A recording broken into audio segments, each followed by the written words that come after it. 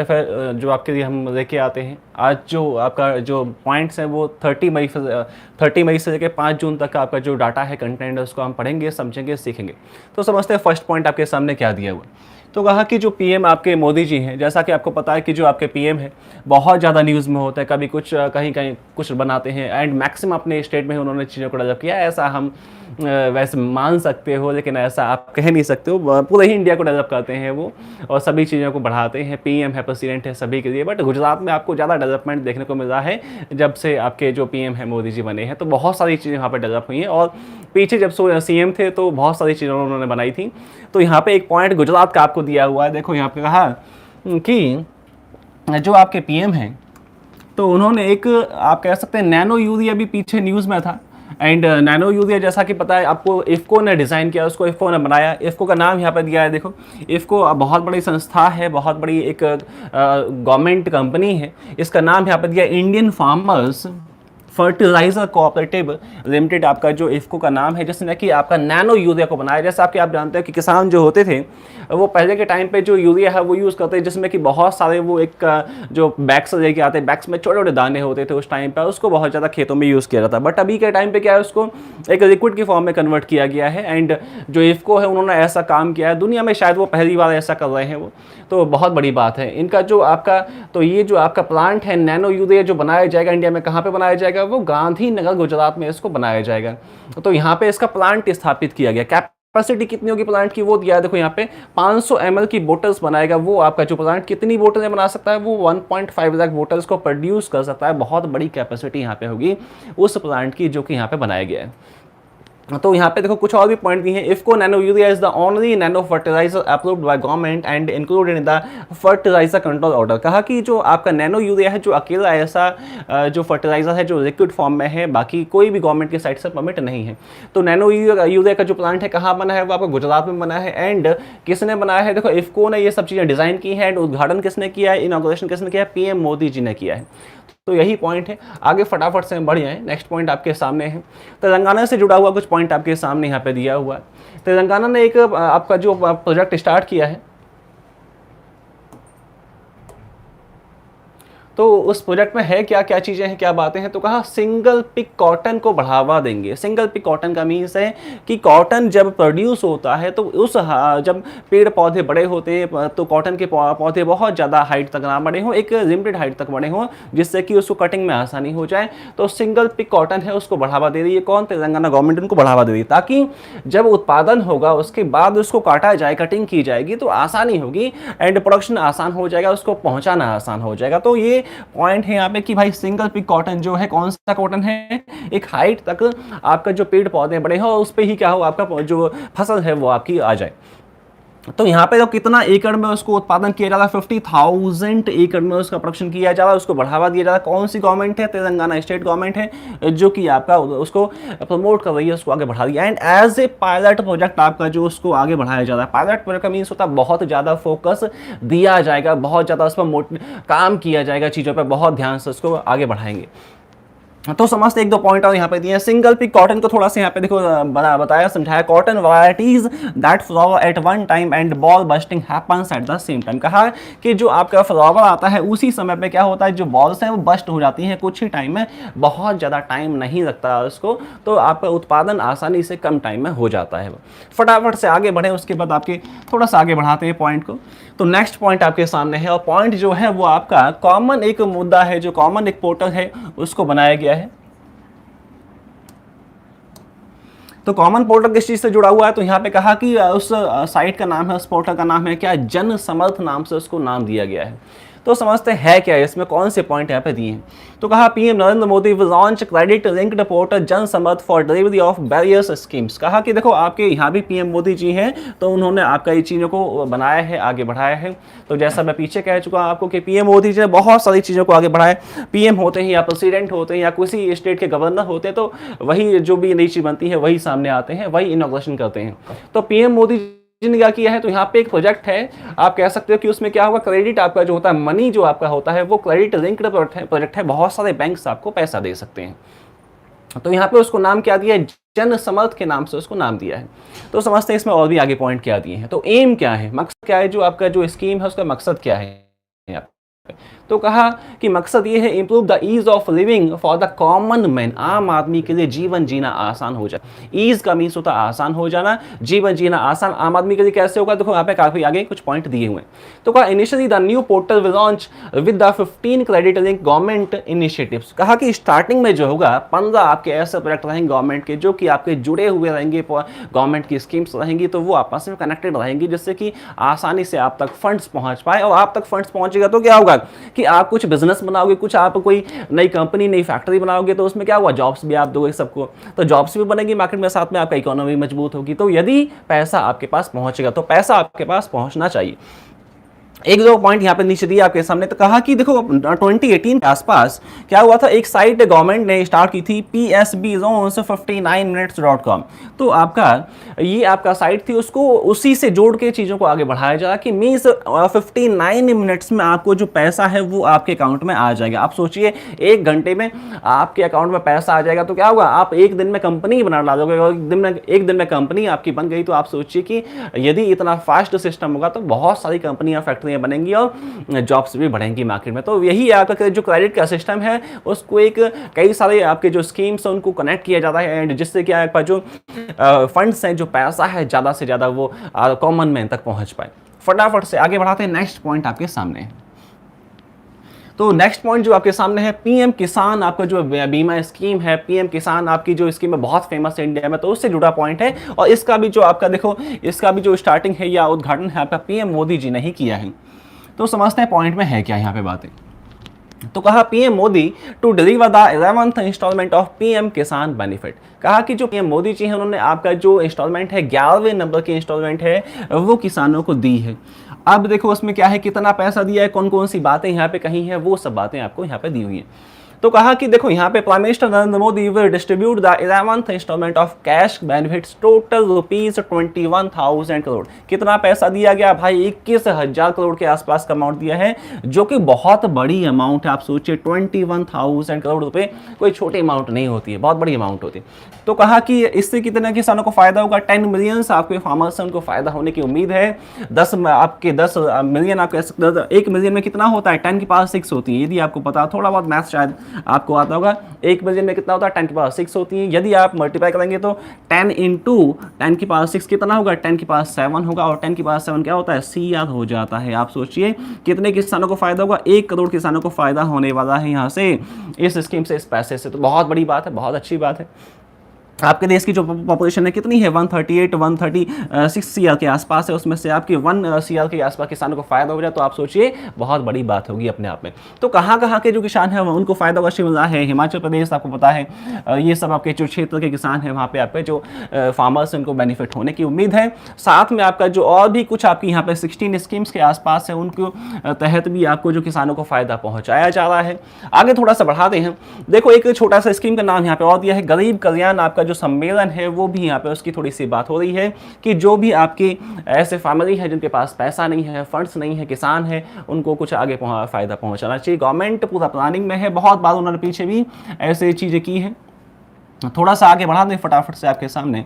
तो next point आपके सामने है मिट्टी बचाओ आंदोलन जो आपका चल रहा है। बहुत फेमस इंसान है वो, इंडिया के ईशा फाउंडेशन के संस्थापक हैं वो। एंड ईशा फाउंडेशन आपने शायद सुना होगा, बहुत बार आपने सुना होगा, एंड बहुत फेमस नाम है। सदगुरु इंडिया के जो बहुत फेमस पर्सन है, उनका ये फाउंडेशन है, उनकी ये संस्था है। बहुत फेमस इंसान है। जैसे आप यदि थोड़ा सा आध्यात्म में आपका यदि मन, कभी ना कभी तो इंसान का मन होता है, ये भगवान में या आध्यात्म में कभी ना कभी तो मन होता है। तो जब आपका मन होगा तो आप कहाँ जाएंगे, यूट्यूब पे जाएंगे और बहुत सारे ऐसे वीडियोस को सुनेंगे। उसमें कुछ वीडियोस आपको सदगुरु के भी आपको दिखाई देंगे और वहाँ पे आप उनको सुनने की कोशिश करेंगे। तो बहुत बड़े इंसान है, UN में स्पीच दिया है उन्होंने, अपने आप में बहुत बड़ी बात है UN में स्पीच देना। यूनाइटेड नेशंस में स्पीच सदगुरु का आपका पढ़ा हुआ, यदि आप चाहें तो यूट्यूब पर उसको भी सुन सकते हैं। तो आप सोचिए कि UN में स्पीच देना आप और हम के लिए क्या है, बहुत बड़ी बात है, कॉमन आदमी के लिए बहुत बड़ी बात है। तो वो है सदगुरु के, उनकी जो फाउंडेशन है, जो संस्था है, वो क्या है, ईशा है। तो उसके उनका भी मूवमेंट चल रहा है। आपने शायद अभी भी आपने यदि देखा उनको, तो उनका एक मूवमेंट चल रहा है दुनिया में। लगभग आपका जो आप कह सकते हो कि 100 डेज का ये कैंपेन है।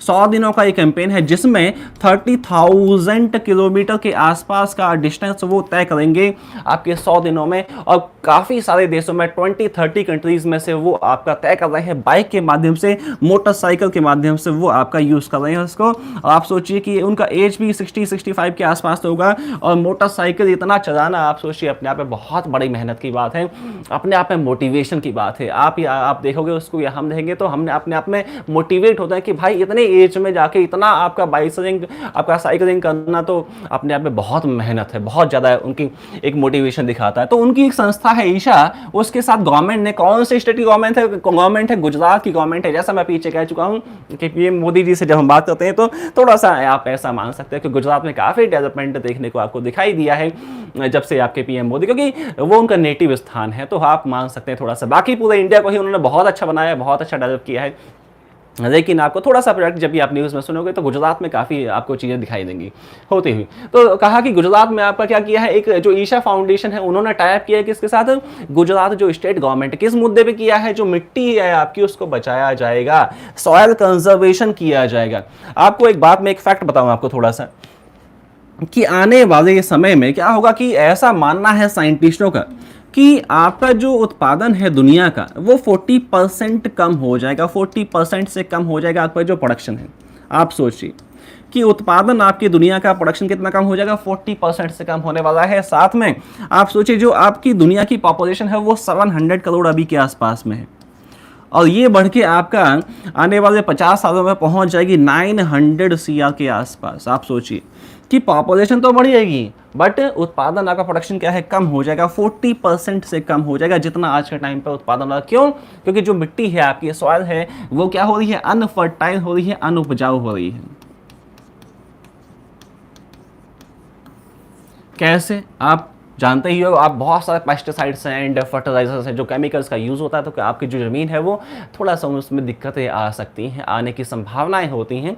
तो उस वजह से क्या है कि आपका जो, आप सोचिए कि मिट्टी क्या होगी, अनुपजाऊ हो जाएगी, बट पॉपुलेशन बढ़ जाएगी तो क्या होगा, खाने को कहाँ से आएगा आपके पास। आप सोचिए बहुत बड़ा एक समस्या का सामना आपको आने वाले समय में हो सकता है, दिक्कतें बढ़ सकती हैं आपकी। तो वो उसी के लिए कैंपेन ये इन्होंने दुनिया को मोटिवेट कर रहे हैं कि भाई आप अपनी मिट्टी को बचाइए ताकि उत्पादन ज़्यादा से ज़्यादा हो।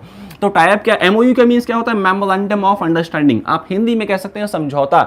समझौते का मीन्स क्या है, मेमोरेंडम ऑफ अंडरस्टैंडिंग। एमओयू आप आसान भाषा में उसको कह सकते हैं समझौता। टाइप किया है किसने, गवर्नमेंट कौन सी है, गुजरात गवर्नमेंट ने किसके साथ किया है, ईशा फाउंडेशन के साथ किया है। एंड कौन सा मुद्दा है, जो मिट्टी बचाओ आपका मुद्दा है, उस पर आपका टाइप किया हुआ है। यहाँ पे दिया देखो 30,000 किलोमीटर का आपका जो सफर आपका मोटरसाइकिल से वो तय कर रहे हैं, 100 दिनों में उसको तय किया जा रहा है। तो यहाँ पे आपका वर्ल्ड सॉइल डे भी आपकी इन्फॉर्मेशन यहाँ पे दी, कब मनाया जाता है दुनिया में, 5 दिसंबर को मनाया जाता है। ये भी आपको थोड़ा सा ध्यान रखना है। फटाफट से हम आगे बढ़ जाए थोड़ा सा। तो नेक्स्ट पॉइंट आपके सामने है। नेक्स्ट पॉइंट किससे जुड़ा हुआ है, तो कहा कि इंडिया आपका जो है और एक और कंट्री है, कौन सा है, सेनेगल है वो। तो दो कंट्री के बीच का यहाँ पे पॉइंट आपको दिया है यहाँ पे। तो दोनों में क्या यहाँ पे एमओयू साइन हुई, उसकी थोड़ी सी यहाँ पे बातें हुई हैं। India and Senegal sign MoU for cultural exchange cooperation in youth matters and visa free resign for the officials. कहा कि देखो वीज़ा जो है वो ज़्यादा से ज़्यादा दिया जाएगा जो इंडियन आपकी जो पब्लिक है, जो पर्सन्स हैं उनको। आपको पता है कि आप पंजाब से हो तो क्या होगा, वीज़ा आपको चाहिए होगा, है ना। आप आइल्स में जाएंगे, आपको बैंड्स चाहिए होंगे, 6.5 है ना, ऐसे बैंड्स आपको चाहिए होंगे। आप जाएंगे यूएस, जर्मनी, इंडिया में तो कुछ आपको लगता नहीं है, आप ऐसा सोचते हैं, बट ऐसा नहीं है। आपको इंडिया के लिए भी सोचना चाहिए क्योंकि आप यहीं पैदा हुए हैं, और जहाँ पैदा हुए हैं तो उस मिट्टी का आपके ऊपर क्या है, डेप्ट है, कर्ज है, तो वो आपको चुकाना चाहिए। आप बाहर जाके स्टैंडर्ड्स आप अच्छे ले रहे हैं, अच्छा आप जीवन जी रहे हैं, ठीक है, अच्छी बात है, लेकिन थोड़ा सा आपको अपने देश के बारे में सोचना चाहिए, है ना। तो बाकी आपकी चॉइसेस आपकी है, जैसा आप चाहेंगे वैसा आपका जीवन है। आप इंडिपेंडेंट है, आपका इंडिया इंडिपेंडेंट है, आप सब जो भी चाहें। Talks between vice president M Venkaiah Naidu and president of Senegal Macky Sall. कहा कि देखो दोनों देशों में जो आपके इंडिया की साइड से कौन है, एम वेंकैया नायडू है। कौन है इंडिया के, वो वाइस प्रेसिडेंट है देश के, वाइस प्रेसिडेंट ऑफ इंडिया है एम वेंकैया नायडू, बहुत फेमस नाम है इंडिया का। तो उन्होंने साइन किए हैं। आपके साथ में जो आपके वहाँ के आपके सेनेगल के जो प्रेसिडेंट है कौन है, मैकले सॉल हैं, उन्होंने उस साइड से आपके यहाँ पे साइन किए हैं। तो दोनों ने यहाँ पे साइन किए हैं। मुद्दा क्या है, 3 एमओयू साइन है, तीनों के तीनों यहाँ पे आपको दिए हुए हैं। तो कहा फर्स्ट एमओयू क्या है, तो कहा आपका जो कल्चर, आपके जो स्कीम्स है, जो आपके फंक्शंस है वो आयोजित किए जाएंगे देश में, दोनों की संस्कृति है देशों की, उनको आगे बढ़ाया जाएगा। तो आपका 22 से लेकर 26 तक के लिए आपका ये जो आपकी चीज़ें रहेंगी। एंड साथ में जो सेकंड एमओयू की बात करते हैं तो आपका जो वीज़ा फ्री आपके रिजाइम्स यहाँ पे आपको दिए जाएंगे, कि आपका जो वीज़ा है वो ज़्यादा से ज़्यादा दिए जाएं बच्चों को, यूथ को, एंड जो जाना चाहते हैं उनको आगे भेजा जाए, मोटिवेट किया जाए। साथ में कहा थर्ड एमओयू जो है वो कहा seeks to enhance bilateral cooperation in youth matters. कहा कि देखो यूथ के जो आपके मुद्दे हैं, उनको कोई भी आपकी समस्या है, एक देश दूसरे देश में कोई समस्या है तो उसको निपटाया जाएगा, उसको क्या होगा कि अच्छे संबंध दोनों देशों के इस मुद्दे पर बनाए जाएंगे। आगे फटाफट बढ़ा दें, आपके सामने नेक्स्ट पॉइंट आपके सामने है, और नेक्स्ट पॉइंट जो है वो यूएस से जुड़ा हुआ है। यूएस आपको पता है कि दुनिया में महाशक्ति रही पीछे कुछ टाइम पे, लेकिन अभी थोड़ा सा आपने देखा यूएस का, रशिया का, यूक्रेन का काफ़ी क्राइसिस हुआ, तो वहाँ से एक पॉइंट ऑफ व्यू डेवलप हुआ कि अभी यूएस महाशक्ति शायद नहीं है, अब क्या चीज़ें चेंज होंगी, इक्वेशंस आपकी चेंज हो जाएंगी। तो एक साइड पे क्या है यूएस है और एक साइड में क्या है आपका रशिया है, जैसा कि पहले भी इतिहास में रहा है। बट अभी रशिया की दोस्ती है किसके साथ, चाइना के साथ। तो चाइना क्या है, अपने आप में बहुत बड़ा महाशक्ति है। तो रशिया एंड चाइना क्या होगा, काफ़ी अपने आप में क्या है, मजबूत है। एक साइड में यूएस है, बाकी उसके साथ में जापान है, जर्मनी है, नॉर्वे है, स्वीडन है, बट वो छोटे देश हैं। तो इस वजह से आप कह सकते हैं कि यूएस क्या है, थोड़ा सा उस साइड में थोड़ा सा आप मान सकते हैं कि थोड़ा सा वीक मान सकते हैं as compare to Russia and China, two powers आपकी यहाँ पे मौजूद हैं। तो समझते हैं पॉइंट क्या है यहाँ पे। तो कहा US becomes India's biggest trading partner in financial year 2022। FY का मीन्स क्या है, फाइनेंशियल ईयर है, मीन्स वित्तीय आपका जो वर्ष रहा। वित्तीय वर्ष कहाँ से कहाँ तक होता है, फाइनेंशियल ईयर कहाँ से कहाँ तक होता है। देखो मैं आपको थोड़ा सा बता दूं कि 1 अप्रैल आपका 2021 से लेके आपका कह सकते हैं कि देखो आपका 31 मार्च 2022 तक, ऐसा आप मान सकते हो उसको। तो ये जो आपका टाइम रहेगा इसको आप फाइनेंशियल ईयर कहोगे। और आप यदि कहें 1 जनवरी 2021 से यदि हम कहें आपका 31 दिसंबर 2022 तक कहें, तो ये क्या रहेगा, कैलेंडर ईयर आपका रहेगा।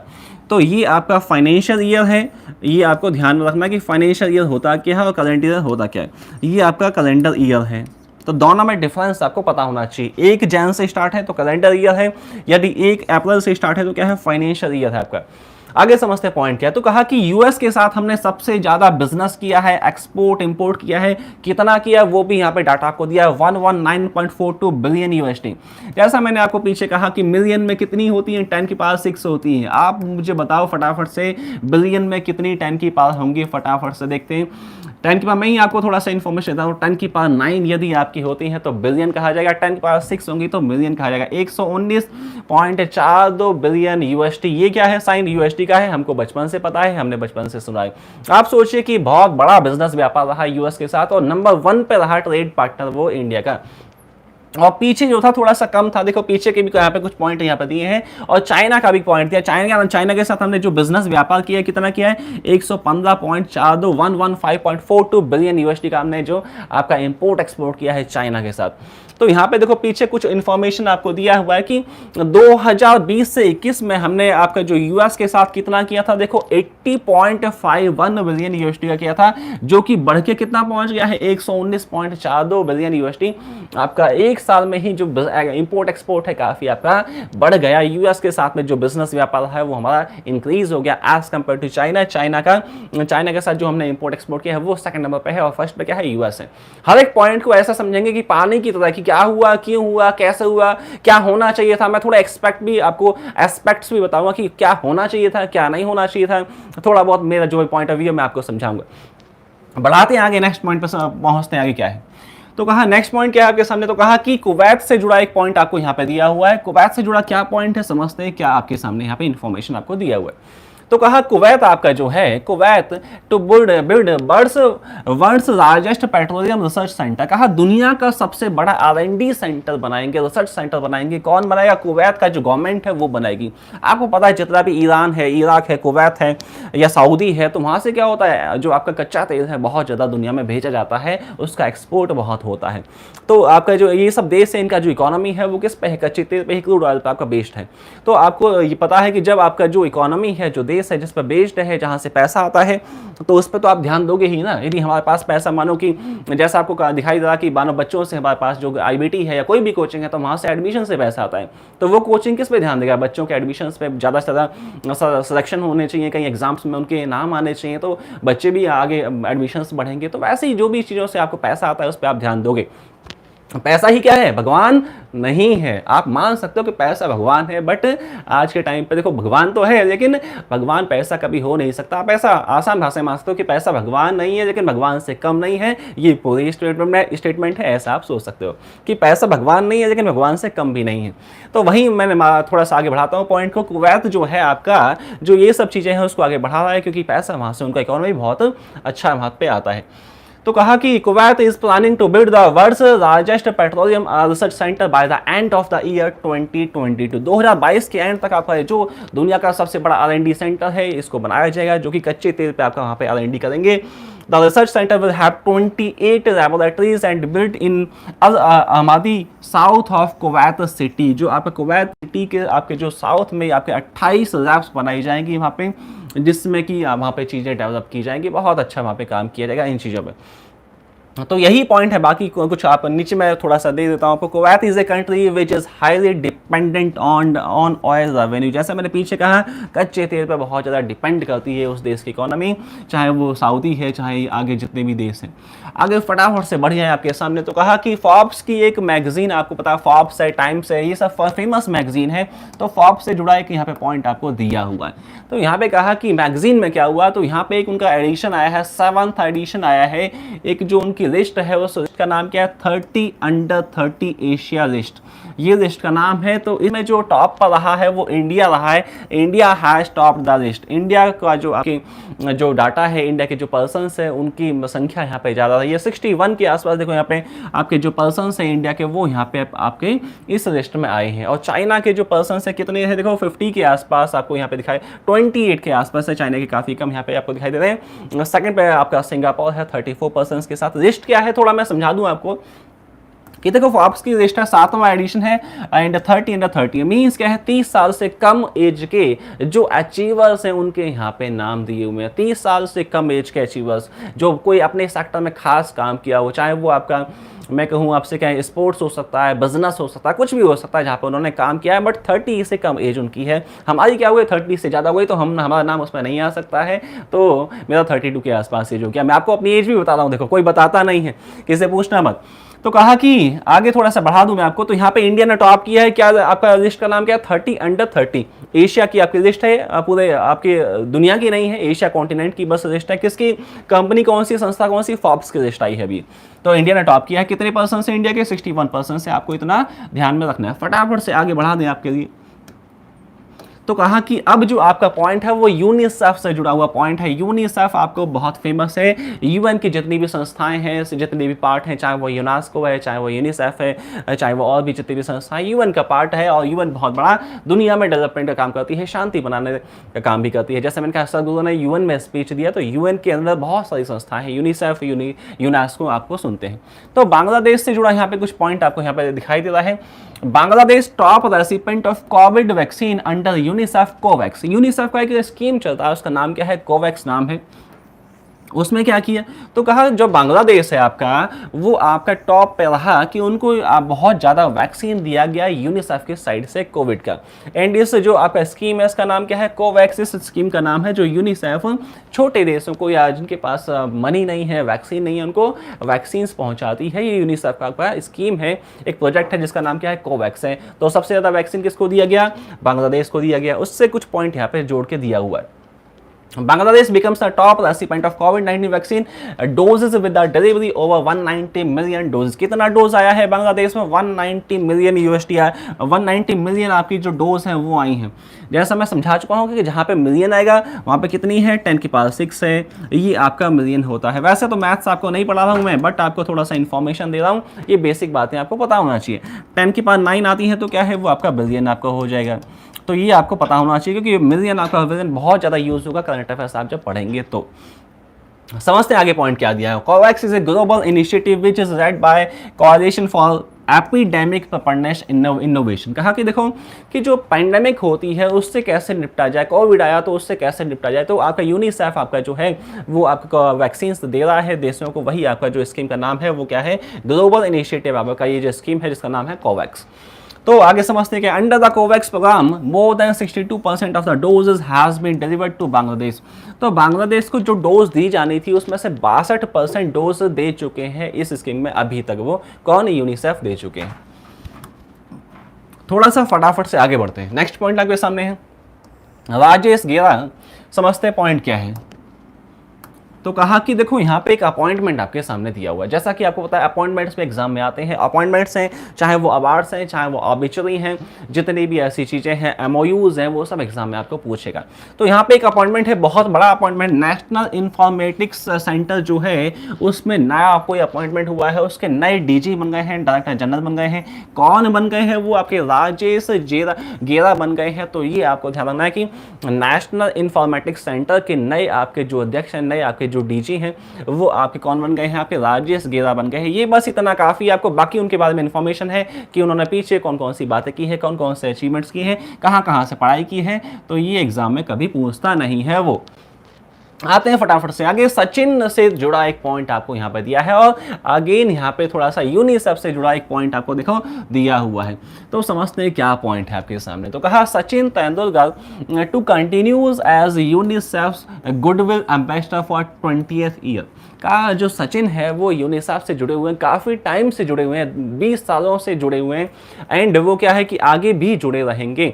कौन सी संस्था से, यूनिसेफ। जैसा मैंने पीछे कहा यूनिसेफ है, यूनेस्को है, यूएन का पार्ट है सभी के सभी। तो एज ए कौन से पद पे, देखो गुडविल एम्बेसडर के रूप में आपके सचिन जुड़े हुए हैं। पीछे उनकी कुछ इन्फॉर्मेशन यहाँ पे दी है कि उन्होंने 2003 में वो आपके जुड़े थे। एंड जो आपका यूनिसेफ का जो आपका कैंपेन था वो पोलियो से जुड़ा हुआ था। उसके बाद 2008 के आसपास वो जुड़े रहे। तो वो जो कैंपेन था वो सैनिटेशन एंड हाइजीन से जुड़ा हुआ था। तो किसका कैंपेन है, यूनिसेफ के कैंपेन है। और कौन जुड़े हैं, सचिन तेंदुलकर जुड़े हुए हैं। एंड कितना टाइम हो गया है, 20 सालों के आसपास हो गए हैं। पद कौन सा, पोस्ट कौन सा, गुडविल एम्बेसडर, वो यूनिसेफ की साइड से बने हुए हैं। आगे थोड़ा सा बढ़ा दें, फटाफट से आगे बढ़ते हैं। उसके बाद नेक्स्ट पॉइंट आपके सामने है जीडीपी की बात यहाँ पे हो रही है। जीडीपी आपको पता है जीडीपी क्या है, ग्रॉस डोमेस्टिक प्रोडक्ट।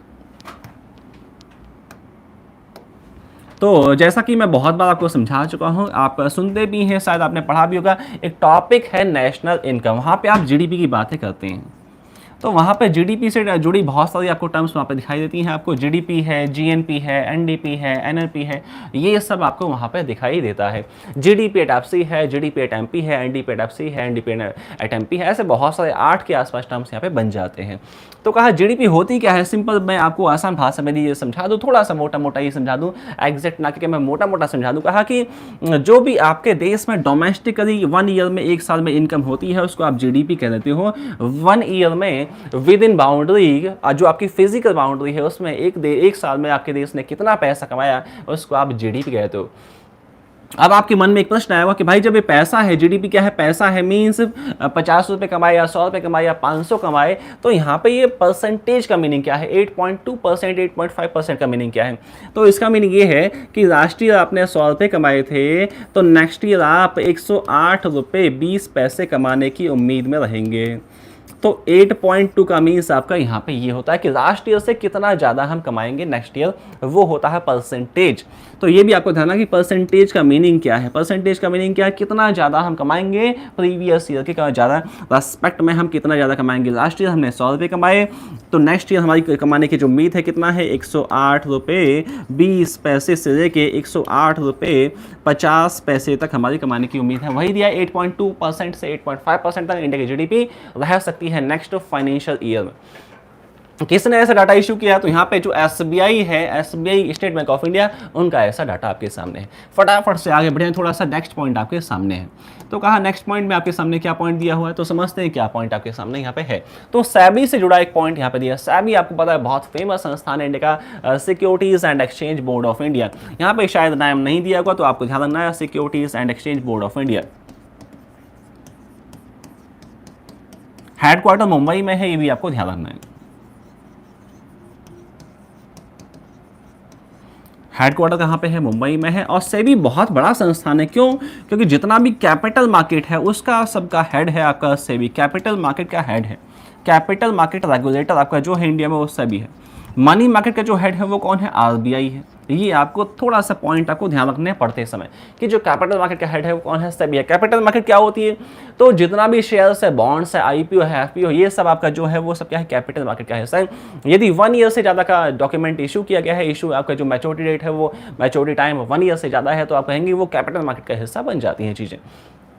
तो कहा कि जो आपका सेबी है उन्होंने आपका जो पेनल्टी आपकी लगा दी है किस पर, जो आईआईएफएल कंपनी है उन पर। कितना पेनल्टी है, 1 करोड़ रुपीस के आसपास का पेनल्टी है। क्यों लगाया है, फॉर मिसयूजिंग क्लाइंट फंड्स। कहा कि अपने जो उनके क्लाइंट्स हैं, अपने जो कस्टमर्स हैं, उनका जो फंड्स है, उनका जो पैसा है वो मिसयूज कर रही है जो कंपनी है, जहां पे लगाना चाहिए, जहां उनको बताया। मैंने कहा मानो कि आपका पैसा मैं आपको, आपने मानो कुछ पैसा दिया मुझे, मैंने कहा कि मैं आपका पैसा कहाँ पे लगाऊंगा, जो बच्चे गरीब बच्चे हैं उनको खाना खिलाने में दूंगा।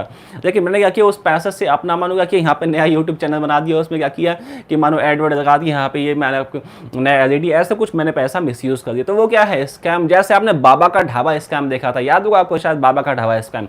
तो वहां पे क्या हुआ, ऐसे क्या किया उस पर्सन ने कि वहां पे जो आपका पैसा आया वो उन्होंने कहा कि हम के जो पैसे का यूज करते हैं वो उनको देंगे, लेकिन उसने उनको दिया नहीं और अपने फायदे के लिए पैसे को यूज किया।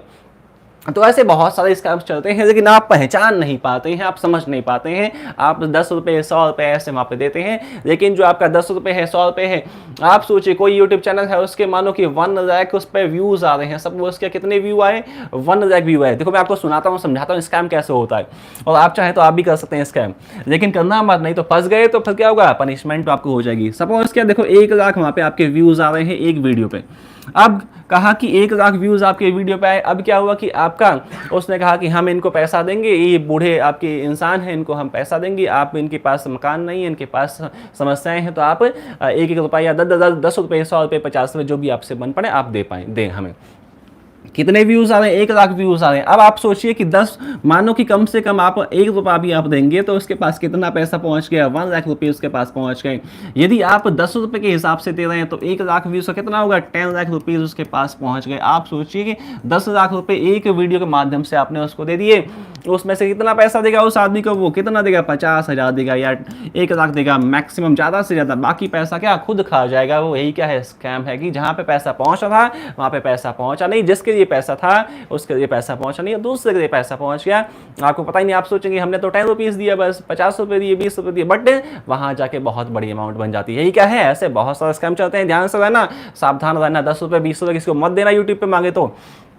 हाँ, किसी को देना है तो आप फिजिकल जाओ, आप किसी को कोई आपको बहुत सारे आपके ऐसे बच्चे, ऐसे अनाथ, ऐसे बूढ़े व्यक्ति आपको बस स्टैंड पे, स्टेशन से आपको दिख जाएंगे, वहाँ जाके आप खाना दो उनको, कपड़े दो, आप जो चाहें वो कर सकते हैं। बट ऐसा आपको यूट्यूब पे या जो आपके ऑनलाइन आपके प्लेटफॉर्म से वहाँ पे नहीं करना चाहिए। आपको समझते हैं पॉइंट क्या है। देखो कहा कि आपका जो आईआईएफएल कंपनी है उन्होंने पैसे का क्या किया, मिसयूज किया है। एंड ऐसा किसने कहा, सेबी ने कहा है, तो उनको फाइन कर दिया। कितना फाइन किया, 1 करोड़ का फाइन किया। आप सोचिए 1 करोड़ का फाइन बहुत बड़ा फाइन होता है, हमारे आपके लिए क्या है, बहुत बड़ी अमाउंट है, लेकिन कंपनियों के लिए कुछ भी नहीं है, क्योंकि उनके पास बहुत पैसा होता है।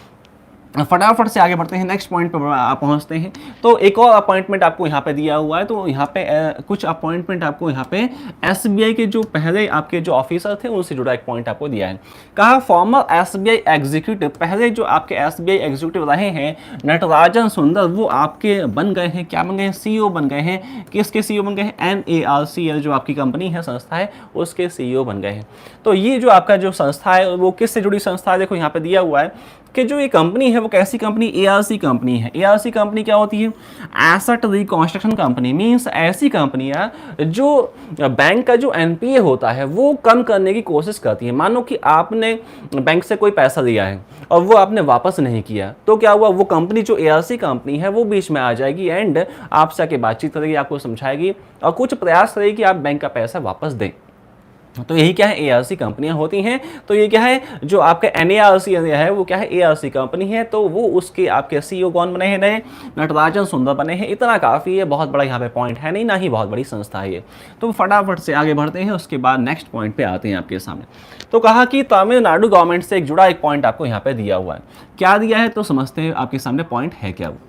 तो कहा कि Tamil Nadu government sign MOU with IPPB, तो इंडियन पोस्ट पेमेंट बैंक्स, आपको पता है आईपीपीबी क्या है, Indian post payment banks IPPB का नाम है। तो आपका जो तमिलनाडु गवर्नमेंट है उन्होंने क्या किया, एमओयू साइन किया है, समझौता किया है, टाई अप किया है, मेमोरेंडम ऑफ अंडरस्टैंडिंग किया है, किसके साथ, आईपीपीबी जो आपका जो संस्थान है जो पोस्ट पेमेंट बैंक है उनके साथ टाइप किया। किस मुद्दे पे टाई अप है, तो पेंशनर्स डिजिटल लाइफ सर्टिफिकेट आपके जो हैं वो जो आपके वो कलेक्ट करेगा, कौन करेगा, आईपीपीबी करेगा। मीन्स आपको पता है कि जैसे पेंशन होती है, तो मानो आपको पेंशन आती है तो उसमें क्या होता है कि आपका जो एज, मानो कि जो जीवित है उनको पेंशन आएगी, जो जीवित नहीं है उनको पेंशन बंद हो जाएगी, या उनकी वाइफ है उसको आएगी, है ना, या दोनों पति पत्नी खत्म हो चुके हैं तो पेंशन आनी बंद हो जाएगी। तो यही पेंशन होता है कि भाई आपका जीवन जब तक है तो आपको पेंशन दी जाएगी। बट तो लेकिन कुछ ऐसे होते हैं, क्या होते हैं, मानो मौत हो गया तब भी पेंशन आती जा रही है, क्योंकि वहाँ पे डॉक्यूमेंट पहुँचा नहीं है। तो डॉक्यूमेंट टाइम टू टाइम जो बैंक्स है, जो आपका संस्थान है, वो मांगता है कि आप जीवित होने का प्रमाण पत्र दीजिए। तो जो आपके जो जीवित होने के जो सर्टिफिकेट हैं वो आपके पर्सन से इकट्ठे किए जाते हैं, और ये आपका जो कौन करेगा, आईपीपीबी करेगा। किसके लिए, तमिलनाडु जो गवर्नमेंट है उनके लिए ऐसा काम करेगी जो संस्थान है। क्योंकि आपको पता है कि पीपीबी है कितने कॉस्ट में एक सर्टिफिकेट पहुंचाएगी, 70 रुपीज़ में वो सर्टिफिकेट वो जो आप गवर्नमेंट तक पहुंचा देगी। तो बहुत ही नॉमिनल कॉस्ट वो चार्ज कर रहे हैं गवर्नमेंट के साथ। तो बहुत अच्छा यहाँ पे कदम है। और देखो यहाँ पे 7.15 लाख आपके जो स्टेट गवर्नमेंट पेंशनर्स हैं उनके जो आपके डॉक्यूमेंट्स हैं वो आपके कलेक्ट किए जाएंगे। बहुत बड़ा डाटा है, 7 लाख आदमियों से आपको डॉक्यूमेंट कलेक्ट करने हैं, तो अपने आप में बहुत बड़ी बात है, आसान नहीं है। बट बहुत बड़ा संस्थान है पोस्ट पेमेंट बैंक्स, अपने आप में पोस्टमैन बहुत सारे इंडिया में मौजूद हैं आपके लिए। तो आगे थोड़ा सा बढ़ा दें फटाफट से। तो कहा for the first time India post, एक और यहाँ पे पॉइंट आपको देखो दिखाई दे रहा है कि यहाँ पे जो आपका जो इंडियन पोस्ट है उनसे ही जुड़ा एक पॉइंट आपको यहाँ पे दिया है। क्या पॉइंट है, तो कहा कि ड्रोन का यूज़ किया उन्होंने, एंड कहाँ पे, गुजरात में ऐसा किया गया है। अब तीसरी चौथी बार गुजरात आपका रिपीट हो गया है, बट यहाँ पे पीएम मोदी का नाम नहीं है। तो हम कह सकते हैं कि आप ऐसा मान सकते हैं कि चीज़ें जो पीएम है, प्रेसिडेंट है, वो किसी राज्य के लिए बहुत ज़्यादा ध्यान नहीं देते हैं। हाँ, आप मान सकते हैं थोड़ा सा आप चीज़ें न्यूज़ में ऐसी जुड़ी रहती हैं। तो कहा कि इंडियन जो आपका इंडिया पोस्ट है उन्होंने गुजरात में एक टेस्टिंग किया है। किस चीज़ का टेस्टिंग किया है, आपके ड्रोन्स के माध्यम से वो चीज़ों को पहुंचा रहे हैं। देखो यहाँ पे इन्फॉर्मेशन भी आपको यहाँ पे दिया हुआ है कुछ। तो कहा कि आपका जो ड्रोन का यूज़ किया गया वो आपका 46 किलोमीटर के आपका जो डिस्टेंस है वो तय किया, कहाँ से कहाँ तक वो भी दिया यहाँ पे। देखो आपको कि जो आपका लगभग आपका 25 मिनट में 46 आपका जो किलोमीटर इस ड्रोन ने तय किया है। कहाँ से कहाँ तक, तो गाँव है ये आपका भुज टालू का गाँव है, उस वहाँ से स्टार्ट हुआ एंड भाचू आपका जो गांव है वहां तक गया। तो वहां आप कह सकते हैं कि 46 किलोमीटर कितने मिनट में पहुंच गया, 25 मिनट में पहुंच गया। जो ड्रोन था तो उससे आपके सामान को पहुंचा दिया गया। तो अच्छा है, टेक्नोलॉजी का यूज़ होना चाहिए, टेक्नोलॉजी आपके सामने है। आगे फटाफट से बढ़ जाएं तो नेक्स्ट आपके सामने पॉइंट क्या दिया है, कर्नाटक गवर्नमेंट से जुड़ा कुछ पॉइंट आपके सामने दिया है। कर्नाटक गवर्नमेंट से जुड़ा का क्या पॉइंट है वो थोड़ा समझते हैं, क्या है उसमें बातें, क्या है उसमें पॉइंट्स। तो कहा Karnataka CM Basavaraj Bommai launches health wellness app Ayu, एक नया ऐप स्टार्ट किया है। जो वहाँ के सीएम है उस ऐप का नाम है आयु, नाम से ऐप है वो। तो कौन है वहाँ के सीएम, देखो सीएम भी आपको थोड़ा सा ध्यान रखना है कि वहाँ के सीएम कौन है। तो वासवराज आपके जो बोम्मई है जो आपके वहाँ के सीएम। तो यहाँ पे कुछ खास पॉइंट है नहीं, ऐप का नाम है, ऐप का नाम क्या है, आयु नाम से ऐप है। एंड थोड़ा सा देख लेना कि यहाँ पे जो आपका जो ऐप है वो योगा है, मेडिटेशन है, इससे जुड़ा हुआ है। यहाँ पे आपको इन्फॉर्मेशन है, चीज़ें हैं, आसन से ये सब आपको सिखाएंगे और आसान भाषा में इनसे आप क्या हुआ थोड़ा सा आप बिजी से बच सकते हैं। तो यही गवर्नमेंट का थोड़ा सा इनिशिएटिव है यहाँ पे। फटाफट से आगे बढ़े, नेक्स्ट आपके सामने है कि जो आपका जो बीएसएफ है एंड बीजीबी है दोनों ने यहाँ पे टाई अप किया है कुछ। तो बीएसएफ इंडिया का संस्थान है, बीजीबी आपका बांग्लादेश का संस्थान है, दोनों ने कुछ टाइप्स किए हैं, उस पर जुड़ा यहाँ पे कुछ पॉइंट आपको दिया हुआ है। कहा कि जो आपका दोनों देशों के जो ये आपके जो आपके सेनाएं की टुकड़ियाँ हैं तो वो आपका जो है ये सिक्योरिटी को और अच्छा बनाने के लिए यहाँ पे टाइप्स कर रही हैं। साथ में कोऑर्डिनेशन अच्छा रहे, साथ में आपका जो दोनों देशों का जो सिक्योरिटी है इंडिया का एंड बांग्लादेश का वो बना रहे, है ना।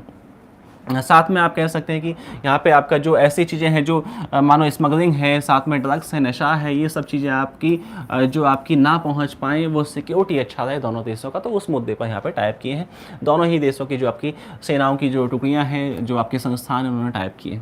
आगे फटाफट से बढ़ा दें तो नेक्स्ट आपके सामने है एक आपका फेस्टिवल यहाँ पे दिया, एक आपका फेस्टिवल कह सकते हैं या आप उसको कॉमन एक कह सकते हैं कि वो एक फंक्शन टाइप का है। तो देखो 75th यहाँ पे कांस फिल्म फेस्टिवल है, तो बहुत बड़ा ये कांस का नाम जब आता है तो दुनिया में बहुत बड़ा फिल्म फेस्टिवल माना जाता है उसको। तो वहाँ पे कुछ यहाँ पे अवार्ड दिया गया है। ट्रायंगल ऑफ सैडनेस जो आपका है, जो आपका आप कह सकते हैं वो वीडियो मूवी है या आपका जो भी है, तो उसको यहाँ पे अवार्ड दिया है आपका पामे डाओ नाम से अवार्ड दिया है। कहाँ पे, कौन से फेस्टिवल में, कांस फेस्टिवल में ये अवार्ड दिया है, किसको दिया है, आपका ट्रायंगल ऑफ सैडनेस आपकी जो मूवी है उसको दिया गया है। बेस्ट एक्टर भी आपको ध्यान रखना है। बेस्ट एक्टर कौन है यहाँ पे, सॉन्ग कैंग हो, यहाँ पे जो बेस्ट एक्टर उनको दिया गया है। साथ में बेस्ट एक्ट्रेस किसको दिया गया है यहाँ पे, जार आमिर इब्राहिमी को दिया गया है यहाँ पे। तो ये दोनों पॉइंट पे आपको थोड़ा सा ध्यान रखना है। कांस फेस्टिवल में बेस्ट एक्टर, बेस्ट एक्ट्रेस आपको ध्यान रखना है। साथ में जो ये अवार्ड है ट्रायंगल ऑफ सैडनेस को कौन सा अवार्ड दिया है, पामे डाओ नाम से अवार्ड, ये अवार्ड का नाम है, ये मूवी का नाम है। फटाफट से आगे पहुंच जाएं आपके सामने। तो एक और पॉइंट आपके सामने यहाँ पे दिया है, यंग वुमन एंटरप्रेन्योर जो आपका है उनको टाइम्स ऑफ बिजनेस अवार्ड दिया गया 2022 का। एंड तो रश्मि साहू को ये अवार्ड दिया गया है। तो नाम ध्यान रखना है, रश्मि साहू को अवार्ड दिया है। कौन सा, टाइम्स बिजनेस अवार्ड 2022 का दिया है। तो किसने दिया है, देखो सोनू सूद ने जो अवार्ड है उनको सौंपा है। तो आप कह सकते हैं कि इंडियन अवार्ड एक यहाँ पे दिया गया है। सोनू सूद के द्वारा किसको दिया है, रश्मि साहू को। सोनू सूद को सोनू सूद क्या है, अपनी साइड से नहीं दे रहे हैं, रिप्रेजेंट कर रहे हैं किसको, टाइम्स बिजनेस आपके अवार्ड को रिप्रेजेंट कर रहे हैं 2022 के। फटाफट से आगे बढ़ा दें, नेक्स्ट आपके सामने पहुंच जाएं। तो कहा कि एक देखो यहाँ पे एक अच्छा पॉइंट है, अजीब सा पॉइंट है, थोड़ा सा आप सोचेंगे कि है पॉइंट क्या है, तो थोड़ा सा आप ध्यान से सुनना कि क्या पॉइंट आपके सामने ये है। तो कहा कि देखो जो आपकी प्राची यादव हैं, तो उन्होंने कुछ यहाँ पे एक ब्रॉन्ज मेडल जीता है। एंड ये जो मेडल है वो कौन सा आपका वर्ल्ड कप है, पैराकोने आपका वर्ल्ड कप है, वहाँ पे मेडल जीता है, प्राची यादव ने आपका जीता है इसको। तो ये है क्या, देखो कैनोइज होती क्या है, होता क्या है, तो मैं आपको थोड़ा आसान भाषा में समझाऊं यदि, तो ये क्या होती है, एक छोटी नाव टाइप में होती है। तो उसका एक टूर्नामेंट होता है, जैसे छोटी बोट आप कह सकते हैं, स्मॉल बोट टाइप में होती है, छोटी बोट होती है, उसका एक कंपटीशन होता है। तो वहाँ पे ये कंपटीशन का मैंने मुद्दा समझा कि कंपटीशन होता किस चीज़ का है। तो यहाँ पे ब्रॉन्ज मेडल जीता है। एंड आपका वर्ल्ड कप कौन सा है, पैराकोने मीन्स, पैराकोन का मीन्स क्या होता है, छोटी नाव या स्मॉल बोट आप कह सकते हैं। तो यहाँ पे ब्रॉन्ज नहीं मीन्स आप कह सकते हो कि थर्ड पोजीशन पर है वहीं है यहाँ पे। तो फर्स्ट पे आपको गोल्ड मेडल के साथ यहाँ पे देखो नाम भी दिए हैं। गोल्ड मेडल आपको इनको नहीं आ पाए हैं, ना ही सिल्वर आ पाया है, ब्रॉन्ज इनके पास आया है। और टाइमिंग इनका दिया है, तो कितने टाइम में इन्होंने ये आपका जो रिकॉर्ड है वो बनाया है, 4.71 सेकंड्स आपका जो है उतने टाइम उन्होंने चीज़ों को अचीव किया है। क्या है, देखो ब्रॉन्ज मेडल जीता है कौन से आपके वर्ल्ड कप में, पैराकोने वर्ल्ड कप में। क्या नाम है उनका, प्राची यादव नाम है।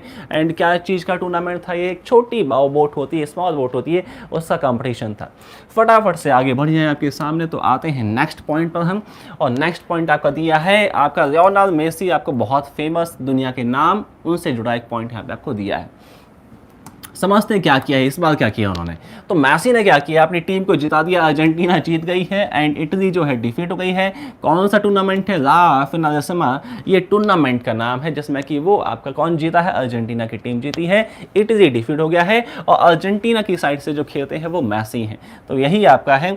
तो आपका फीफा वर्ल्ड कप आपका जो 2022 का, वो उसका भी यहाँ पर वेन्यू दिया है आपका कतर में आपका ये हुआ है। साथ में जो इटली है आपका, जो अर्जेंटीना है, कितने से जीता है, देखो 3-0 से आपका अर्जेंटीना जीता है। तो ये भी यहाँ पे थोड़ा सा इन्फॉर्मेशन आपको दिया है। फटाफट से आगे आते हैं, नेक्स्ट पॉइंट पे आते हैं। तो कहा केके से जुड़ा आपका पॉइंट, आपको पता है कि सिंगर आपके जो है केके का निधन हो गया अभी।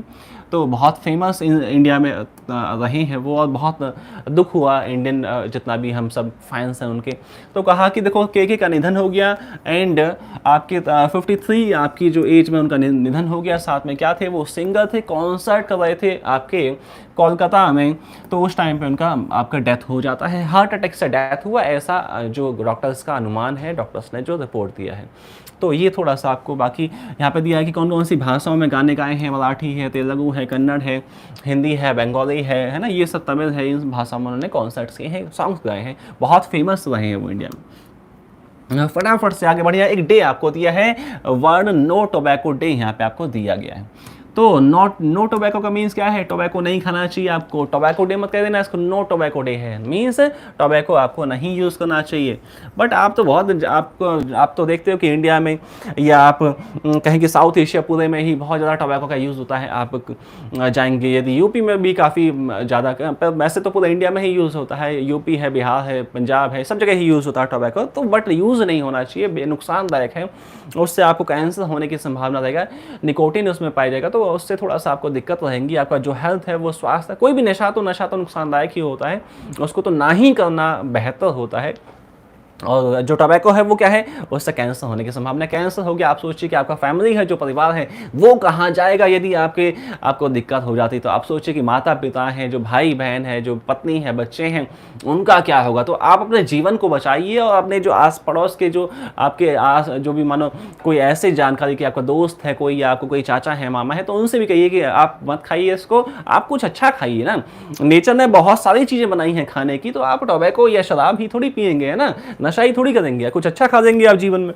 तो बहुत सारी अच्छी चीज़ नेचर ने आपको दी हैं। आते हैं फटाफट से यहाँ पे, तो नो टोबैको डे कौन सी डेट को मनाया गया है दुनिया में, 31 मई को। देखो दुनिया जो आपकी संस्थान है बड़े बड़े, वो भी कह रहे हैं कि आपको टोबैको ये सब चीज़ें नहीं यूज़ करनी चाहिए। बट आप तो जो यूथ है वो तो बहुत ज़्यादा आपका सिगरेट्स का यूज़ करते हैं ना, और स्टाइल भी दिखाते हैं कि हाँ हम तो भाई, मूवीज़ में भी ऐसा दिखाते हैं, आप उनसे ही सीखते हैं सब कुछ जो भी है, कि मूवीज़ आप देखते हैं तो वहाँ पर ऐसा दिखाते हैं। संजय दत्त है ना, संजू बाबा पी रहे होते हैं वहाँ पर ऐसा स्टाइल मार के, या कोई गुंडे बदमाश है अक्षय कुमार कुछ बन के, तो वहाँ पर आप भी सोचते हैं कि मैं भी ऐसे हो गया हूँ, मैं भी इस वक्त दिखाता हूँ, है ना। तो वो सब क्या है, वो सब मूवीज़ की बातें हैं, तो इस सब में हमको नहीं जाना चाहिए। मूवीज से हमें अच्छी चीज़ों को सीखना चाहिए। वो उन्होंने कहानी दिखाई कि वो इंसान कैसा था और उसका जीवन कैसा रहा। तो आप ये मत सोचिए कि मुझे भी वैसा ही बनना है, तो और भी बहुत सारी अच्छी अच्छी मूवीज़ आती हैं, आप उनको देखिए। एक मूवी मैं देख रहा था, तो अभी आपकी रामानुजन जो थे इंडिया के बहुत फेमस मैथमेटिशियन थे, उनके ऊपर एक मूवी बनी हुई थी, the person who knows infinite. आप सोचिए कि ऐसा इंसान जो कि उन्होंने बहुत कुछ किया अपने जीवन में। कभी मैं बनाऊंगा वीडियो, बनाऊंगा सेपरेट एक वीडियो बनाऊंगा कभी रामानुजन के ऊपर, अपने बहुत बड़े मैथमेटिशियन इंडिया के रहे, कैसे जीवन में क्या किया, वो सब बातें उन्होंने, तो उन पर मूवीज़ है, तो आप उनसे मोटिवेट हो सकते हैं कि जीवन में कहाँ से कहाँ पहुँचे, इतना कर गए वो जीवन में कि शायद आप सोच भी नहीं सकते। जो उन्होंने काम किए, जो उन्होंने चीज़ें बनाई, वो आज तक जो साइंटिस्ट हैं वो समझ नहीं पाए हैं। आप सोचिए कि इतनी बड़ी बड़ी उन्होंने थ्योरम्स बनाई, मैथ्स में बहुत ज़बरदस्त काम किया। तो आपको ऐसी मूवीज़ आपको देखनी चाहिए जहाँ से मोटिवेशन कुछ आए, ये थोड़ी कि आप गलत चीज़ें सीख रहे हैं। तो हमें तय करना चाहिए कि कौन सी चीज़ें सही हैं, कौन सी चीज़ें सही नहीं हैं। जो सही नहीं है उसको आप छोड़ दीजिए, जो सही है उसको आप एक्सेप्ट कीजिए, है ना। तो यही आपको खुद से सोचना है। तो वर्ल्ड नो टोबैको डे कब मनाया है, 31 मई को बनाया है। थोड़ा सा आप यहाँ पे थीम को ध्यान रखना, थीम एग्जाम में आपको आ जाती है, तो थीम को थोड़ा सा आपको ध्यान रखना। Said to our environment, the day is an annual celebration that informs the public on the dangers of using tobacco. और भी बहुत बड़ी थीम यहाँ पे दी है, देखो। तो यही है कि आपको इससे नुकसान होता है, इससे आपको डिजीज़ होती है, कैंसर हो सकता है, और भी बहुत सारी भी डिजीज़ हो सकती है, तो वो आपको यूज़ नहीं करना चाहिए। फटाफट से आगे बढ़ते हैं। तो नेक्स्ट आपके सामने MCQ आपके सामने आ गए हैं। तो MCQ में आपको पीछे जैसा कि 10 MCQ मैं लेके आता हूँ, जिससे कि आपको थोड़ा सा प्रैक्टिस टाइप में हो जाती है। आते हैं फर्स्ट पे। तो के का निधन हो गया, के डाइज, बहुत फेमस पीछे मैंने आपको समझाया है कि क्या निधन हो गया है, तो उससे जुड़ा यहाँ पे पॉइंट आपको MCQ मैंने पीछे भी आपको पॉइंट डिस्कस किया है। तो कहाँ कौन थे ये पूछा है, देखो बहुत फेमस, जैसे मैंने कहा कि उन्होंने गाने गाए, सिंगर थे वो, तो कहाँ पे दिया, सी में दिया, तो सी आपका सही होगा। बहुत सारी भाषाओं में उन्होंने सॉन्ग्स को गाया, तमिल है, हिंदी है, बंगाली है, बहुत सारी भाषाएं वहाँ पे आपको सामने दी हुई थी। तो कहा कि 1 का क्या हो गया, सी हो गया। आते हैं सेकंड पॉइंट पर, आपके सामने आते हैं। तो कहा सेकंड पॉइंट क्या है, बॉर्डर कोऑर्डिनेशन कॉन्फ्रेंस, जो आपका जैसे BSF था हमारा, साथ में BCC या BCG था वहाँ पे, तो उन्होंने कहा कि BGB आपका जो है, BSF जो है, उन्होंने आपका टाइप किया था, तो दोनों देशों की जो आपकी सेनाएं की टुकड़ियाँ थी, तो ये कहाँ की है आपकी BGB, तो कहाँ की है, बांग्लादेश की है। और बांग्लादेश कौन से ऑप्शन में है, ए में दिया हुआ है आपको। तो आपका आसानी से क्या होगा, ए आपका यहाँ पे 2 का ए आपका सही हो जाएगा। आते हैं फटाफट से आगे थोड़ा सा। तो थर्ड पॉइंट देखते हैं क्या है आपका। तो कहा CEO बने हैं आपके नटराजन सुंदर बने हैं, एंड वो क्या है आपके, देखो ये भी पॉइंट हमने पीछे डिस्कस किया था। तो कहा कि एसबीआई के पहले सीईओ रहे हैं, अभी एनएआरसीएल से जुड़ गए हैं, वो उसके सीईओ बन गए। एसबीआई के एग्जीक्यूटिव रहे हैं वो। तो एनएआरसीएल मैंने आपको समझाया था क्या थी, एक एआरसी थी। एआरसी क्या थी, एसेट रिकंस्ट्रक्शन कंपनी। ऐसी कंपनी जो बैंक्स का एनपीए कम करने की कोशिश करती हैं, तो वो आपकी कंपनी है। तो एसबीआई से जुड़े रहे थे। एसबीआई कहाँ पे है, बी ऑप्शन में यहाँ पे एसबीआई आपको दिया है। तो थर्ड का आपका ए एग्जैक्ट सही हो जाएगा। आते हैं नेक्स्ट पॉइंट पर, फटाफट से पहुंच जाते हैं। तो कहा कि देखो नैनो यूरिया है, उसका प्लांट कहाँ बना था, तो सबसे स्टार्टिंग में हमने यहीं से स्टार्ट किया था, गुजरात की बात की थी। पीएम मोदी को थोड़ा हमने जोड़ा था कि पीएम मोदी ने बहुत सारा डेवलपमेंट किया। जब वो सीएम थे गुजरात के, और पीएम बनने के बाद भी गुजरात में बहुत डेवलपमेंट हुआ। तो गुजरात कहाँ पे दिया है, देखो ऑप्शन कौन सा है, तो यहाँ पे आपका डी ऑप्शन है। तो डी आपका सही हो जाएगा। आपका जो आपका 4 पॉइंट है उसका डी आपका सही आंसर हो जाएगा। तो डी पे यहाँ पे आपका आंसर सही है। आगे बढ़ा दें फटाफट से, नेक्स्ट पॉइंट पे पहुँच जाए हम।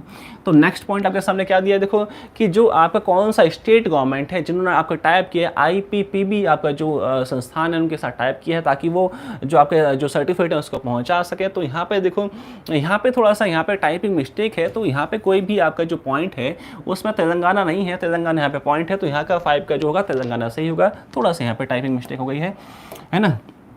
तो हो जाती है, हम सब इंसान हैं, हम सब से मिस्टेक हो जाती है। इंसान से मिस्टेक हो नहीं सकती, हो सकती है क्योंकि हम भगवान तो है नहीं, 100% सही नहीं है। कभी भी कुछ भी हमसे हो सकता है। मुझे यहाँ पे पढ़ाते पढ़ाते भी ऐसा नहीं कि मैं 100% गूगल हूँ या मैं सब कुछ हूँ, मैं भगवान हूँ, मैं आपको सब कुछ बता दूंगा, ऐसा कोई नहीं है। जो भी जीएस है या मैथ्स है, जो भी चीज़ें हैं, वो सेक्टर बहुत वास्ट है, बहुत बड़ा है। हाँ, हम सब जो टीचर्स, अच्छे टीचर्स होते हैं, वो आपको एक डायरेक्शन देते हैं कि आप कैसे चीज़ों को अच्छा सीख पाएँ। फटाफट से आगे बढ़ाते हैं। तो कहा कि फॉर्ब्स की लिस्ट आई है, कौन सा एडिशन था, वो 30 अंडर 30 था। 30 साल से जो कम एज के पर्सन थे उनका यहाँ पे नाम था। इंडिया टॉप पे था, 61 पर्सन इंडिया के वहाँ पे थे लिस्ट में। तो यहाँ पे 7वां आपका जो एडिशन था, और 7th कहाँ पे दिया है आपका ए ऑप्शन में, 7th आपको यहाँ पे दिया हुआ है। तो यहाँ पे 6 का आपका ए एग्जैक्ट सही हो जाएगा। फटाफट से आगे बढ़े, 8 पॉइंट पर हम पहुँच गए हैं। तो कहा कौन सा देश है जो R&D सेंटर बना रहा है पेट्रोलियम का सबसे बड़ा दुनिया का। तो ये भी पॉइंट हमने पढ़ा था पीछे। तो इसका पॉइंट का आंसर क्या होगा, कुवैत होगा। कुवैत कहाँ पे दिया है, देखो देखो ध्यान से देखो, कुवैत बी में दिया, तो बी आपका सही होगा। 7 का बी। ऐसा ही क्वेश्चन एग्जाम में आपको दिखाई देगा, और यदि आपने पढ़ा होगा, थोड़ा सा पहचान लोगे आपके, हाँ ये पढ़ा था, ऐसे हुआ था वहाँ पे। फटाफट से आगे बढ़ जाए। तो आपका जो कॉटन है, सिंगल पिक कॉटन है, वो आपका जो है, वो आपका जो कहा कि सिंगल पिक कॉटन को कौन सा आपका जो राज्य है वो बढ़ा रहा है। देखो तेलंगाना, देखो यहाँ पे आपका तेलंगाना यहाँ पे आएगा, वहाँ पे नहीं था, थोड़ा सा आप कर लेना इसको। तो यहाँ पे आपका जो है वो तेलंगाना होगा, ध्यान रखना थोड़ा सा। वहाँ पे आपका तमिलनाडु रहेगा। देखो थोड़ा सा मैं आपको वापस से थोड़ा सा दिखा दूँ। देखो यहाँ पे तमिलनाडु आपका ऑप्शन रहेगा, तो थोड़ा सा आपको चेंज कर लेना है। यहाँ पे आपका जो ऑप्शन रहेगा वो तमिलनाडु रहेगा। मैं कहा था ना आपसे कि मिस्टेक हो सकती है, आपसे भी हो सकती है, मुझसे भी हो सकती है, हम सब क्या है, भगवान नहीं है। तो कहा यहाँ पे क्या है, तमिलनाडु है, और वहाँ पे क्या है, तेलंगाना है। तो ये आपको थोड़ा सा ध्यान रखना है कि तमिलनाडु आपका यहाँ पे आएगा, तेलंगाना वहाँ पे टाइपिंग मिस्टेक आपका मैनेजमेंट से थोड़ा सा हो जाती है, सबसे ही हो जाती है। तो कहा कि यहाँ पे तेलंगाना है। आगे बढ़ा दें फटाफट से। तो वर्ल्ड नो टोबैको डे कौन सी डेट को मनाया, 31 मई को, 31 मई को मनाया गया। कहाँ पे, ए ऑप्शन में यहाँ पे दिया है, 31 मई आपको यहाँ पे दिया हुआ है। तो ए ऑप्शन आपका 9 का ए एग्जैक्ट सही हो जाएगा। फटाफट से आगे बढ़ा दें। तो नेक्स्ट पॉइंट पे हम पहुँच जाएं। सॉइल्स को बचा रहे हैं कौन, गुजरात गवर्नमेंट एंड सदगुरु जो उनकी संस्था ईशा, वो मिलकर बचा रही है। तो कहाँ पे कौन सा है, तो सी ऑप्शन आपको यहाँ पे दिया हुआ है। तो गुजरात आपका सी में है। तो 10 में 10th का आपका सी एग्जैक्ट सही हो जाएगा। तो यहाँ पे हमारा सेशन खत्म हो गया है, एमसीक्यू भी खत्म हो चुके हैं। लेकिन आपकी जिम्मेदारी है कि आपको खुद से पढ़ते रहना है, खुद से भी पढ़ना है। जो भी डेली बेसिस पे आपको आईबीटी की साइट से, मेक माई एग्जाम की साइट से जो पीडीएफ आपको भेजते हैं उसको भी पढ़ना होता है, जो मैं यहाँ पढ़ाता हूँ। तो उससे आपका क्या होगा, रिवीजन होगा, डबल आपका फायदा होगा। वहाँ भी आपने पीडीएफ पढ़े, यहाँ पे भी आपने सुना, तो क्या होगा, 2 बार आपने सुना पढ़ा तो क्या होगा, ज़्यादा मजबूत हो जाएगा। तो उससे एग्जाम में ज़्यादा संभावना लगी, मार्क्स आपके ज़्यादा आएंगे। तो इसी के साथ मैं सेशन को फिनिश कर रहा हूँ। आज इतना ही, थैंक यू।